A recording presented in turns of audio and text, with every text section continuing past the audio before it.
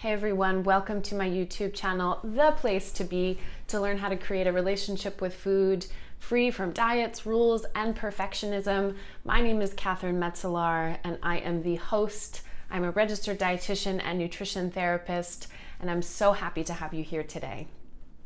And in this episode, we are going to be talking about hunger. What it is, why we experience it, and why sometimes it can feel so difficult.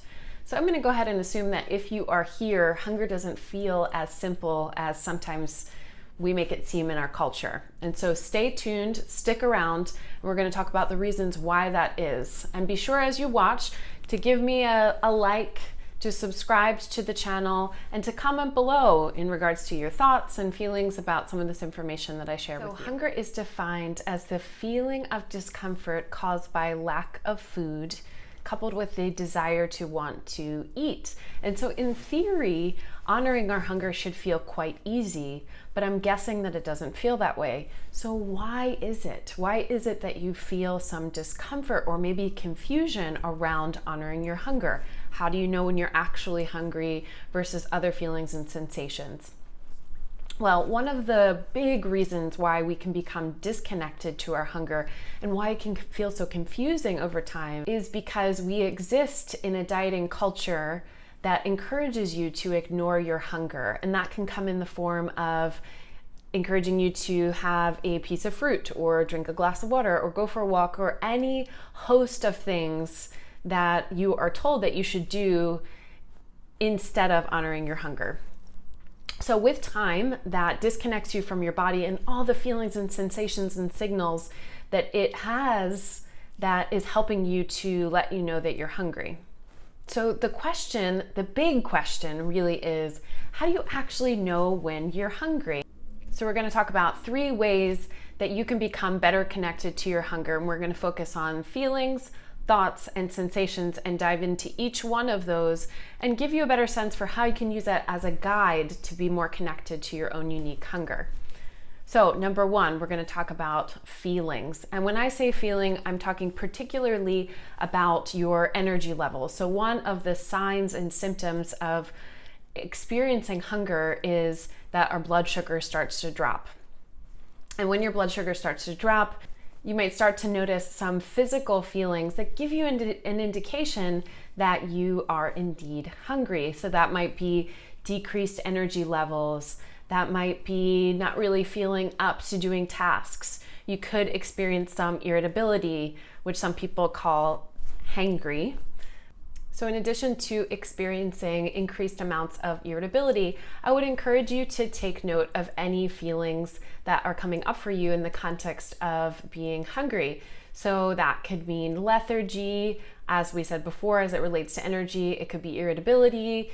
It could be grumpiness. It could be decreased tolerance for things that you normally have tolerance for. So just take note, start paying attention to some of the shifts in feelings that you experience, not just physically, but also emotionally, that could begin to cue you into whether or not you're experiencing hunger. Second are your thoughts. One of the ways in which your body helps you to experience hunger is by increasing the frequency of thoughts about food. So this could show up in the form of you smelling something and being really drawn to it, or just thinking about food when you're doing a task that has nothing to do with food.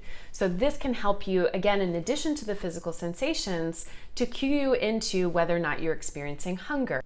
The third way to determine whether or not you're hungry is to begin to pay attention to the different kinds of sensations that you might feel when you are hungry in your body. So that could be that you notice that you start to salivate more. That could be that you notice a particular empty feeling in your stomach or a grumbling feeling when you're most hungry. That could be for you that you experience some tension or tightness in your chest or some tingling sensation in your feet or in your hands. For each person, the specific physical sensations will be slightly different, and part of the beauty of getting to know your hunger more and more is that you get to identify how your body experiences hunger. Right? So what we're told often is that the only thing that guides our hunger is how our stomach is feeling, when in fact it's a combination of many different things that are happening in our body that let our body know, or your unique body know, that you are indeed hungry.